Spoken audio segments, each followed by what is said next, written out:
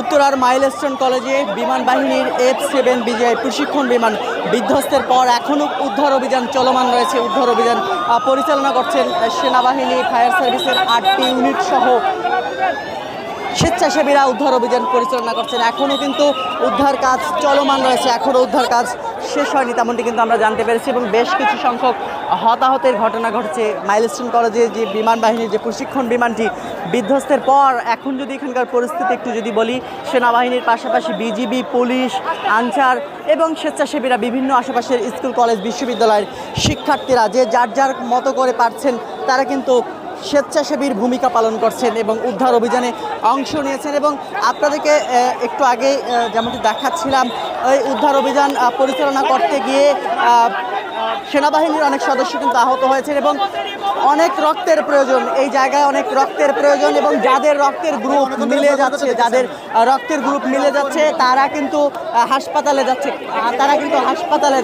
তেমনটি কিন্তু আমরা কিন্তু সেটি কিন্তু দেখতে পাচ্ছি, সেটি কিন্তু আমরা আপনাদেরকে দেখাচ্ছিলাম। যাদের রক্তের গ্রুপ মিলে যাচ্ছে, যেমনটি দেখাচ্ছিলাম, একটু পরপর কিন্তু অ্যাম্বুলেন্স আসছে এবং এখান থেকে উদ্ধার করে নিয়ে আশেপাশের যে বিভিন্ন হাসপাতালগুলো রয়েছে সেই হাসপাতালগুলোতে কিন্তু স্বেচ্ছাসেবীদের নিয়ে যাচ্ছেন। যারা রক্ত দিবেন তাদেরকে কিন্তু এখান থেকে নিয়ে যাওয়া হচ্ছে।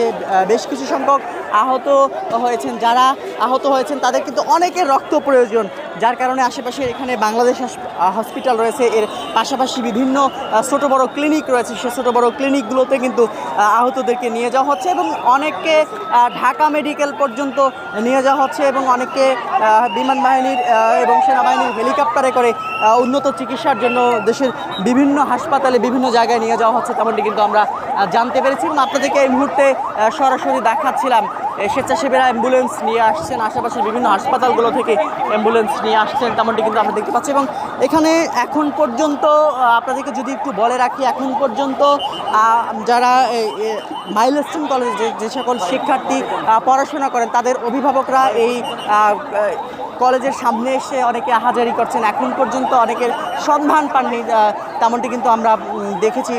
শিক্ষার্থীদের পরিবারের সদস্যরা কিন্তু বেশ উদ্বিগ্ন রয়েছেন, তার প্রিয় সন্তানকে এখন পর্যন্ত অনেকে পাননি, যার কারণে হচ্ছে এখান থেকে যারা আহত হয়েছেন তাদেরকে উদ্ধার করে আশেপাশের হাসপাতালগুলোতে নিয়ে যাওয়া হচ্ছে এবং যার কারণে অনেকে তার সন্তানকে খুঁজতে এসে অনেককে এখন পর্যন্ত পাননি, যার কারণে অনেকে এখানে আহাজারি করছেন। এবং আশেপাশের আকাশ বাতাস কিন্তু এখনও ভারী রয়েছে।